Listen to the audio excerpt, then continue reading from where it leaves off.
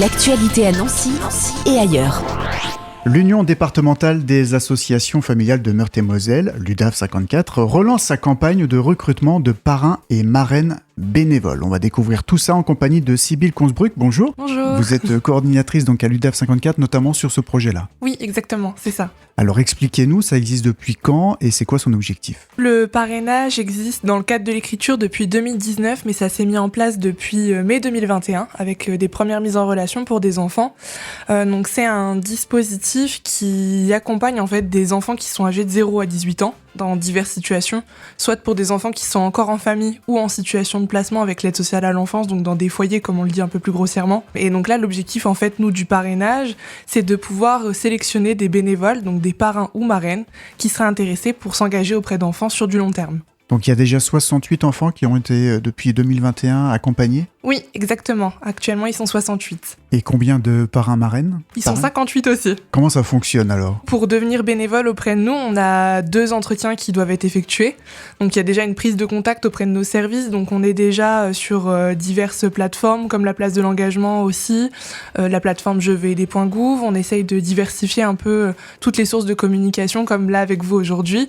L'objectif ensuite, comme je le disais, il y a 2 entretiens. Donc on en a un premier dans nos locaux situés à la Maison des Aidants, donc près du Kinépolis. Là, l'objectif, c'est un peu de connaître la démarche de parrainage que les bénévoles souhaitent porter.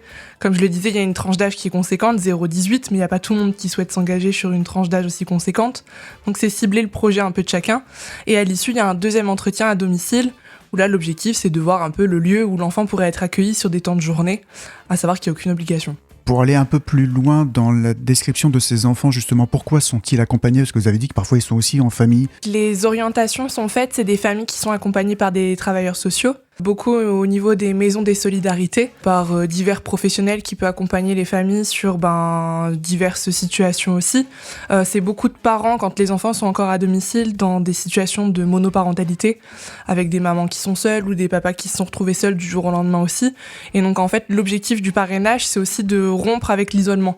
Donc permettre à ces parents d'avoir accès à du relais, à du répit parental, et permettre à ces enfants de retrouver leur place d'enfant aussi avec d'autres personnes ressources pour eux. Et quelle place prend les parrains et marraines alors ? Alors du coup, il y a une place centrale quand même autour de la vie de l'enfant, dans le sens où c'est quelqu'un de tiers qui intègre aussi la vie de la famille.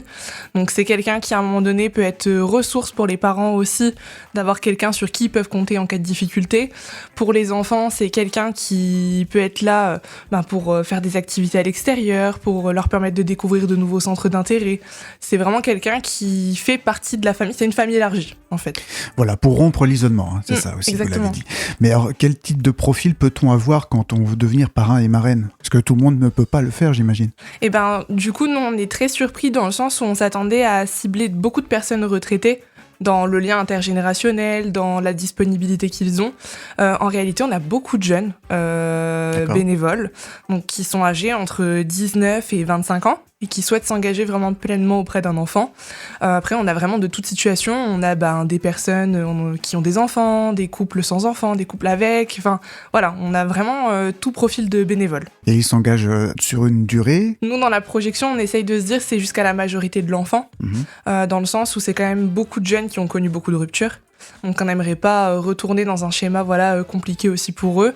Après, il y a les aléas de la vie. On a des relations qui malheureusement ont pris fin pour cause de déménagement des familles ou pour une reprise d'activité du côté des bénévoles.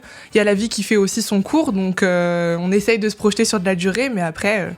la réalité est telle que des fois ça prend fin. Voilà, ça a commencé en mai 2021, vraiment concrètement. Oui. Les retours que vous avez, que ce soit des enfants ou des parrains marraines ? Et du coup, on a des retours super positifs parce que du coup, on a des familles, même de culture étrangère, qui sont arrivées ici sans ressources humaines et qui maintenant, ont quelqu'un sur qui ils peuvent s'épauler à un moment donné en cas de difficulté. Pour les enfants, c'est des enfants qui évoluent aussi très bien, tant pour des enfants en famille qui peuvent être en difficulté ou pour des enfants en foyer, où là, ils ne sont accompagnés des fois que par des professionnels, où il n'y a plus de contact avec des parents. Et donc, du coup, il y a ce côté aussi de se dire, on a envie de s'impliquer pour moi, non pas dans un aspect de rémunération, mais d'appel de cœur, entre guillemets. Donc, il y a aussi ce côté où on se dit, je peux exister ailleurs. Alors Sybille, vous êtes coordinatrice pour cette action. Quel rôle tient l'UDAF dans cet accompagnement ? Nous, on accompagne toute la mise en place du parrainage, donc comme je le disais, avec les différents entretiens, etc. Donc il y a un travail de coordination un peu avec les différentes structures d'accueil des enfants, les différents professionnels qui interviennent auprès de la famille.